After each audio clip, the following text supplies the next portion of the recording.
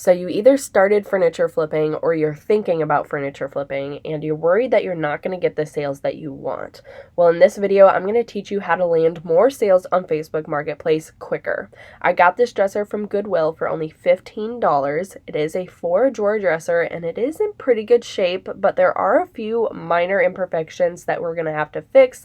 But aside from that, this is going to be an awesome makeover, and I'm going to tell you about how I sold this dresser before I even started working on it. But before I get ahead of myself, if you could please take a second to like this video and subscribe if you aren't already.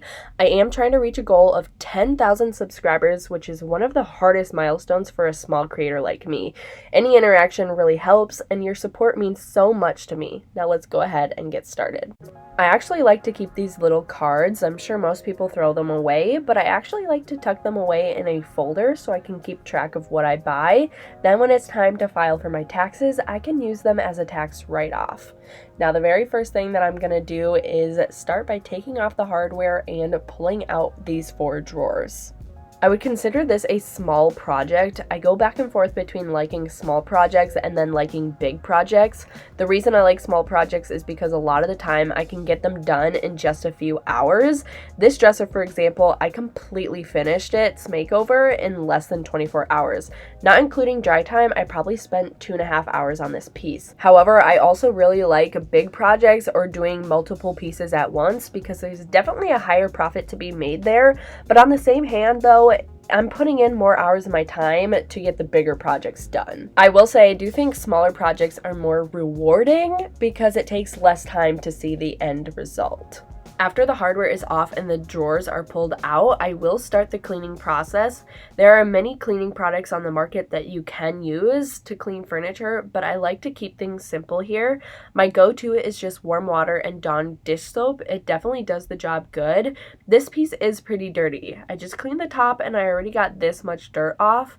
However, I do want to say one thing. When you are using Dawn dish soap, you do need to make sure to go back and wipe your piece down with just warm water afterwards.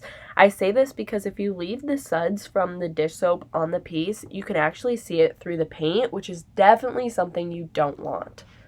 After cleaning, you do have to let the piece dry a little bit, but then I'll get into scuff sanding, which is a necessary step to the prep work of furniture flipping. Granted, I know the surface is a little bit wet yet, but regardless of that, you can see how shiny the surface is. Paint is not going to want to grab on and hold on to this, so that is why we do a scuff sand. It's going to roughen up the surface and make it so that the paint will have something more to grab onto. Over time, I've bought tools that make this process easier.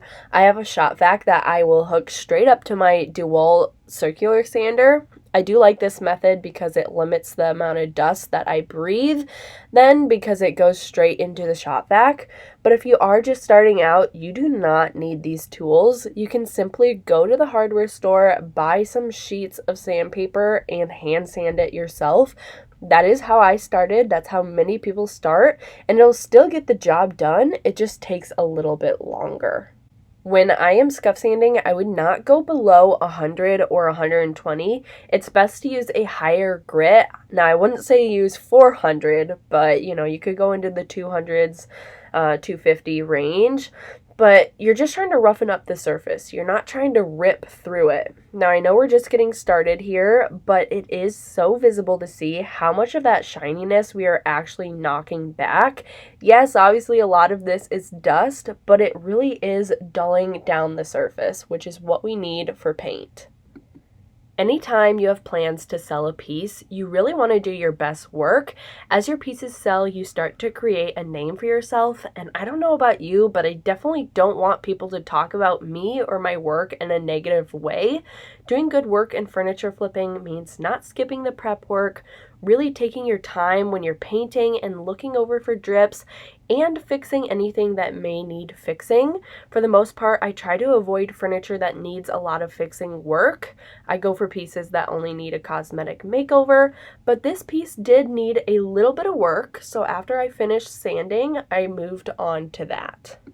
So this is such a minor problem, but I noticed it and I wasn't going to sell the piece without fixing it.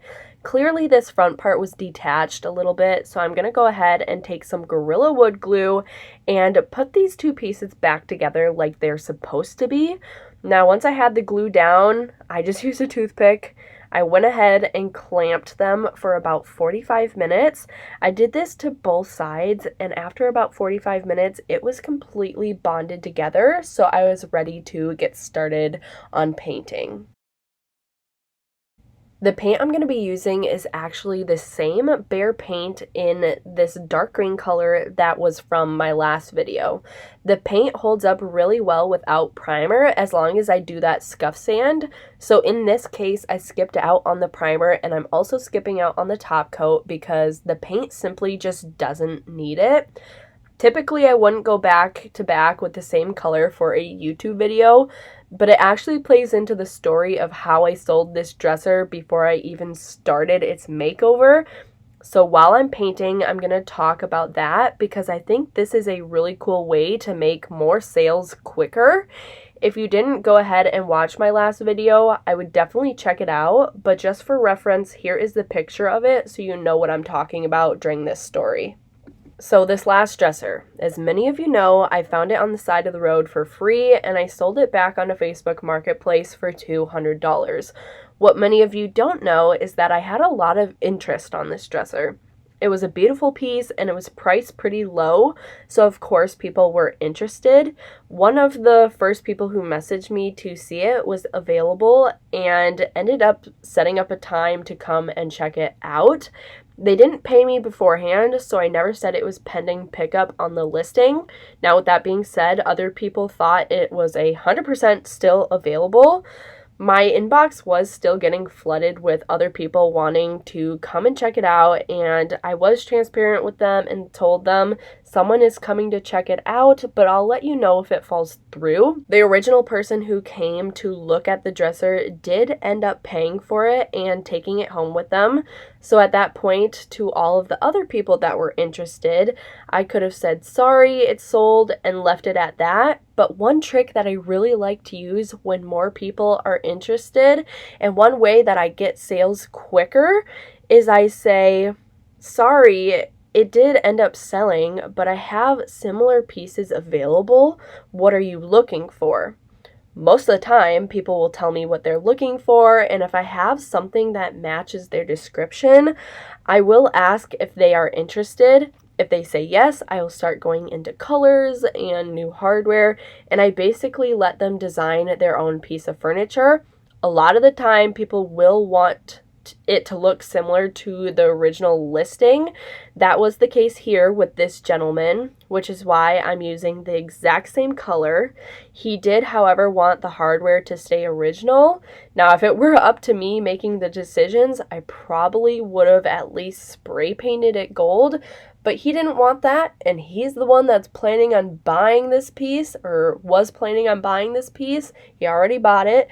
So I let him have that creative freedom to leave the hardware that bronze that it was originally. Now, this dresser did need 2 coats of paint, so you are seeing me put on that second coat. I know some people may be asking me if I make them pay me beforehand or not, and I take this very much so case by case. If I have any feeling that they will flake on me after I've already done the piece, I will at least ask for a deposit. Another scenario is if they want something super bold, like a dresser painted red, and I know most people aren't going to be looking for something like that, I will ask for a payment ahead of time. Doing this saves myself in the case that people do flake on me or they just don't end up showing up. I will say some people aren't comfortable with paying me ahead of time though, and at that point I have to make the decision if I want to do this project for them or not, and you know, sometimes I just have to say no. I had no problem with this gentleman, and he picked it up and paid for it as soon as it was finished. I sold it for $200 just like the last dresser. I do try to keep the price around the same as the original listing because because clearly that's what people's budget is. So anyways, if you are trying to make sales quicker, try out this method and let me know if it ends up working for you guys, because it has worked for me on multiple occasions. Now this dresser is pretty much finished up. All I gotta do is get the hardware on. So if you guys could please like this video and subscribe if you aren't already, comment down below what you like about this dresser, and let's go ahead and get into the final reveal.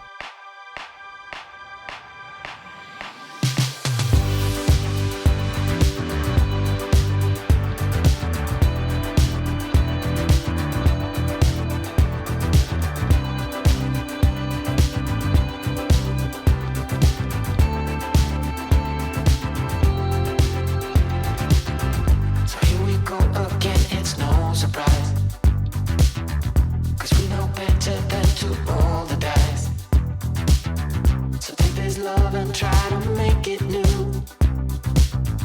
You can't fight it when it feels so true. You drive me crazy like no